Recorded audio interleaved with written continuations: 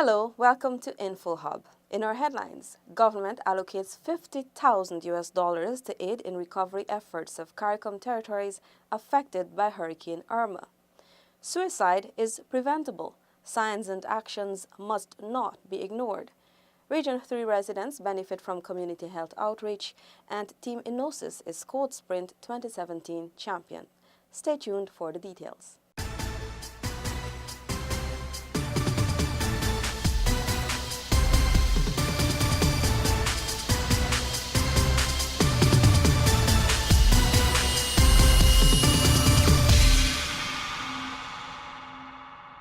Thanks for staying.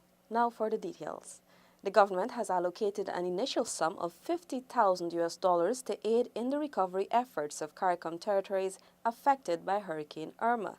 Prime Minister Moses Nagamutu has been appointed by President David Granger to head a ministerial task force to coordinate a national response. Here is Paul McAdam with this report. The initial meeting of the coordinating platform saw presentations being made by high-level representatives of the Civil Defense Commission, the Private Sector Commission, the aviation sector, the United Nations, and other stakeholders. Closing the almost 2-hour-long meeting at the Private Sector Commission's office in Georgetown, Prime Minister Nagamutu, as head of the ministerial task force, stated that Ghana stands firmly in support of the Caribbean in times of disaster. It is a win-win situation, and a reciprocal advantage can be gained even if you look at it from the point of view of your own business platforms. That if the Caribbean countries that are affected can be helped to stand again on their feet and to do business, Guyana stands to benefit because we are interlocked with the Caribbean. We have an interlocking interest. Their revival, their resuscitation would mean a lot for Guyana's business. The Prime Minister explained that providing aid was not only charitable, but also in Guyana's national interest. Is telling all our peoples in the Caribbean, and Guyanese in particular, that we are a generous nation, we are a grateful nation, and that we know how to behave when our neighbors, our friends, or relatives, when they have needs. And so I want to express my gratitude to all of you that today has demonstrated once again that we could stand up and be counted. Upon receipt of a report from the Caribbean Disaster Emergency Management Agency via the Civil Defense Commission, Prime Minister Nagamutu will lead discussions with Cabinet at its weekly meeting tomorrow on the way forward with Ghana's response. It is estimated that the region has suffered billions of dollars in losses, with more than 24 persons being killed as a result of the most powerful recorded storm to hit the region. All territories remain on alert, however, as at least 7 more hurricanes are predicted before the end of the season, which runs from June 1 to November 30. Government has already allocated an initial $50,000 to aid in the recovery efforts. Paul McAdam for InfoHub. A call has been made for Indigenous communities to guide the process of development in their villages. This call was made by President David Granger during his visit to Heritage Day celebrations at St. Cuthbert's Mission. Here is more. President David Granger challenged the Indigenous communities to craft strong, effective village improvement plans to effect the necessary development in their communities. The President outlined the 4 important pillars that these plans should be guided by. The first pillar, as I always say, concerns the children, is the pillar of education. The second pillar for the village improvement plan is jobs. The third pillar, my brothers and sisters, on which this VIP is erected, is the environment. The fourth pillar, as I mentioned before, is the economy, economic diversification. The President at the Heritage Village Day celebrations at St. Cuthbert's Mission, soon to be officially renamed Pakuri, stressed the importance of recognizing Amerindian settlements in the country's development. It is important that we are here today to recognize the importance of the villages, not only culturally, but also to the economy of our country. Meanwhile, Minister of Indigenous Peoples Affairs, Sidney Alicock, reflected on the contributions of the indigenous people while considering room for more growth. Indeed, we must celebrate the many successes and try to work in collaboration to fix the not so successful stories. And we could do it, and we could only do it together. The all-day event also saw presentations from the Tushao of St. Cuthbert's, the RDC of Region 4, parliamentary opposition, and a number of cultural performances. I am Crystal Stull, reporting from the Pakuri village for InfoHub. Also, at the Heritage Day celebration, President David Granger approved the renaming of the St. Cuthbert's Mission Village to Pakuri.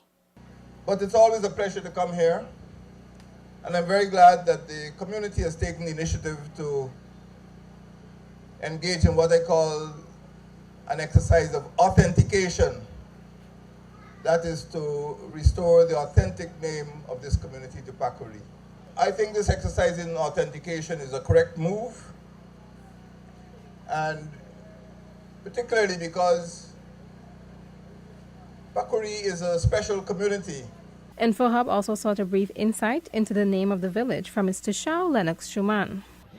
But about 128 years ago, the missionaries landed here, and they proclaimed in the name of Her Majesty that this shall forever be known as St. Cuthbert's Mission. But before that, it was Pakuri. It has always been Pakuri. And what we're trying to do is to go back to that. As it relates to the people primarily are Lokonos, as commonly known Arawaks, right? The name will be made official following legal documentation. The Prime Minister T20 softball tournament was unveiled at the Everest Cricket Ground on Sunday. Here's more in this feature. The event is organized by the Georgetown Softball Cricket League. Prime Minister Moses Nagamutu, who was given the honorary title of Patriot of the tournament, noted the competition will serve to attract more teams to participate and foster social cohesion through sport. So the softball tournament that you will run off in October is not just a game, any other game.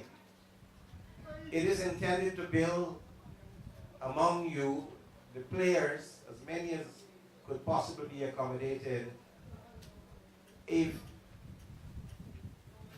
sentiment of playing together, sharing together, competing on the basis of talent, competing on the basis of your own aptitude to do the best. The Prime Minister's office will contribute $300,000 to awards and prizes. GSCL President Ian John said that a week prior to the start of the tournament, a live-stream draft session will be held to determine which teams will qualify. He noted that he intends to make the tournament an annual event. Minister of Public Security Kemraj Ramjatan said he is satisfied with the sponsorship of the tournament. He noted that the contest will serve to keep the young people occupied instead of being involved in unproductive activities. It'll take away the idleness from these young people in thinking about the negatives to doing something positive. That is, playing a sport and also being competitive in the field, getting the discipline going and the sportsmanship and all of that. The sponsors were appreciative for being given the opportunity to lend their support to a competition they feel will help to promote the local talent.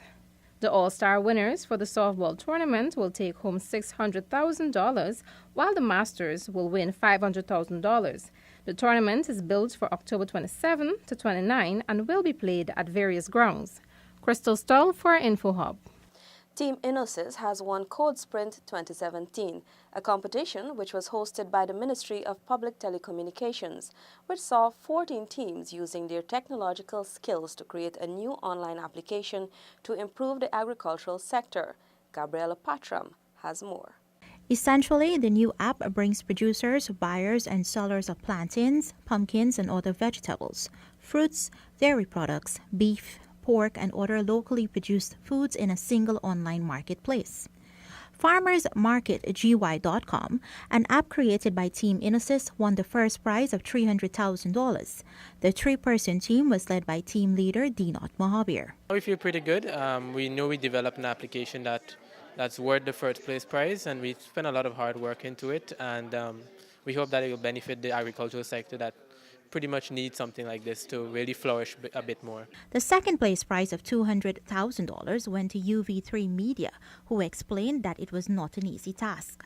It was a challenging process, but we eventually got to develop it to the best of our capabilities. Despite placing third and receiving the $150,000 prize, Team Intellect Storm plans to better their gameplay once given the opportunity in the future. We feel excited, like, okay, well, we're going to come harder for whatever the ministry or whatever is the next plan on one of these events. We are definitely going to come better.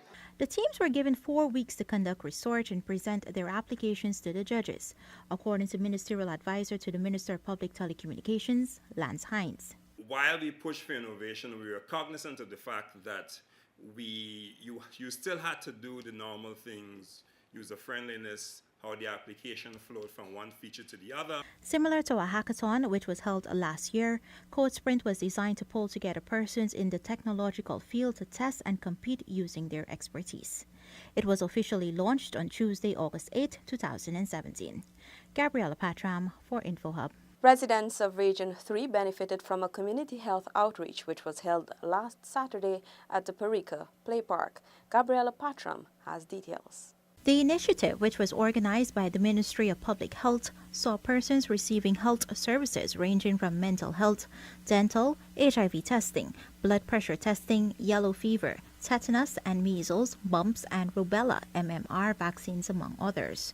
The Ministry of Public Health is very pleased to be associated with this health fair region number 3, and it is something that will be replicated in other regions.